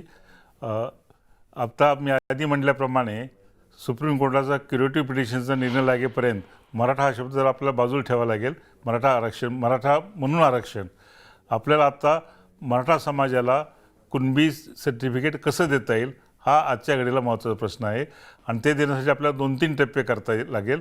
जे पुरावे सापडलेत त्यांना लगेच देणे, जे पुरावे सापडू शकतात यासाठी प्रयत्न करणे, त्यासाठी जरांगे पाटलांना पटवून देणे की इतका वेळ लागू शकेल आणि शासनानेही त्या वेळेला चिकटून राहिलं पाहिजे. तेवढा प्रामाणिकपणे शासनाकडून जरांग्यांना पटला पाहिजे किंवा योग्य अशा व्यक्तीने, उच्चपदस्थ व्यक्तीने त्यांना पटवून दिलं पाहिजे. आम्ही 100% प्रयत्न करून ह्या काळामध्ये जास्तीत जास्त सर्टिफिकेट देण्याचा प्रयत्न करू.